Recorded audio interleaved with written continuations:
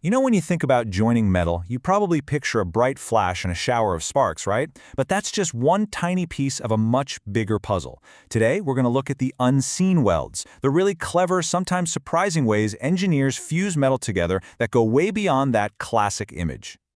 So let's just jump right in. How would you join two pieces of steel using nothing but their own electrical resistance? Or what about welding with a focused beam of light?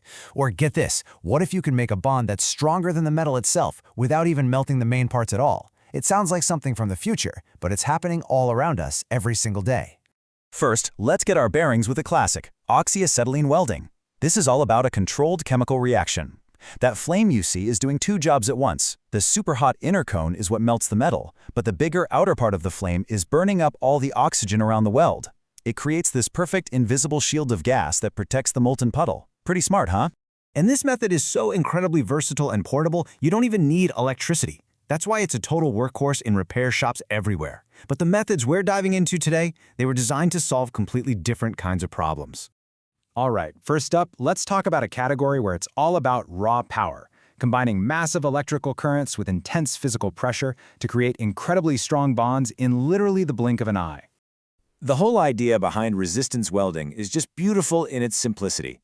You just squeeze two pieces of metal together with a couple of electrodes, then you hit it with a huge blast of electrical current. And since the point where the two sheets are touching has the most resistance, that's exactly where it gets red hot and fuses together. And this isn't just one thing, it's a whole family of processes. You've got spot welding, which makes those little round nuggets you might have seen. There's seam welding for making a continuous weld, almost like a zipper. And projection welding for more unique shapes. It's the go-to method for joining sheet metal up to about 3/16 of an inch thick. And I can almost guarantee you have trusted your life to this exact process, probably today, without even thinking about it for a second. Because that's how they build cars. The main body of a modern car is held together by thousands of these little resistant spot welds. It's super fast, it's all done by robots, and it's an incredibly reliable way to build the strong, safe frames that protect us on the road. Okay, that's great for sheets, but what if you're not joining two sheets together? What if you need to attach something like a bolt, a fastener, directly onto a huge steel plate? I mean, you can't exactly clamp a giant bridge girder between two electrodes, right?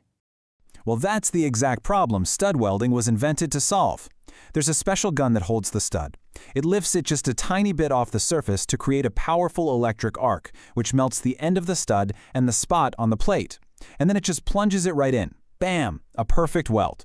You see this everywhere, from building ships to attaching anchors for concrete onto steel beams and skyscrapers. And here's my favorite part. One of the most common ways to inspect these welds is, well, you hit it with a hammer. I'm not kidding. A good, solid weld will give off this nice, clear, high-pitched ring. But a bad one? It just makes a dull thud. So simple, but it works perfectly. Okay, so we've gone from brute force and pressure to the world of high-tech precision. Now we're talking about joining metal with these incredibly concentrated beams of pure energy. It's pretty wild. And the two heavyweights in this arena are laser beam welding and electron beam welding. And yeah, they look like something out of a sci-fi movie for a reason. Instead of a flame or traditional arc, your heat source is either a super-focused beam of light or a high-speed stream of electrons. So how do these things work so well? Well, the energy is so intense, so focused, it doesn't just melt the metal, it instantly vaporizes a tiny column of it. This drills a deep, skinny hole called the keyhole. The beam then travels down inside this keyhole, melting the walls as it moves forward, while the molten metal flows in right behind it to form the weld.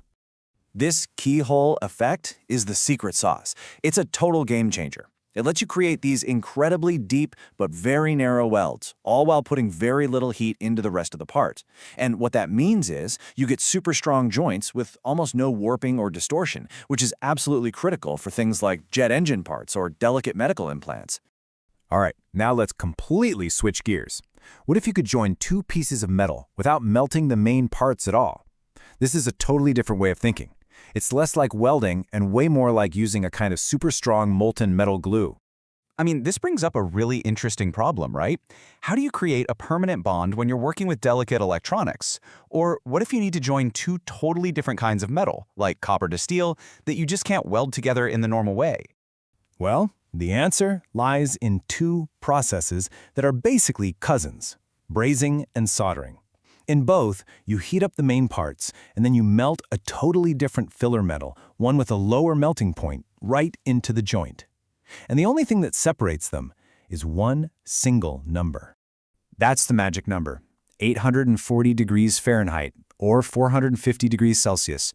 If your filler metal melts above that temperature, you're brazing.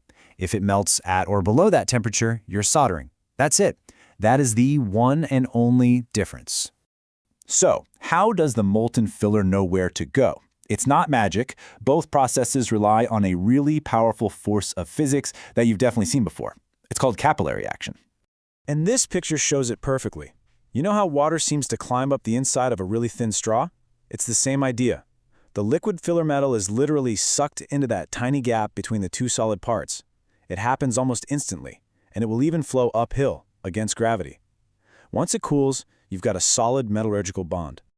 Okay, so we've looked at resistance, studs, focused beams, and even metal glues. That's a lot of options. So how in the world does an engineer figure out which one is the right one for the job? Well, the big takeaway here is that there's no single best way. Each of these processes is a highly specialized tool in the toolbox. The choice always comes down to the specifics. What are the materials? How precise does it need to be? How much can it cost? You use resistance welding for car bodies, beam welding for aerospace parts, and soldering for circuit boards. It's always about the right tool for the right job. From the phone in your pocket, to the car you drive, to the buildings you work in, our entire world is held together by these amazing and often totally invisible joining methods. So the next time you see any complex metal object, just take a second and ask yourself, how do I think they put that together?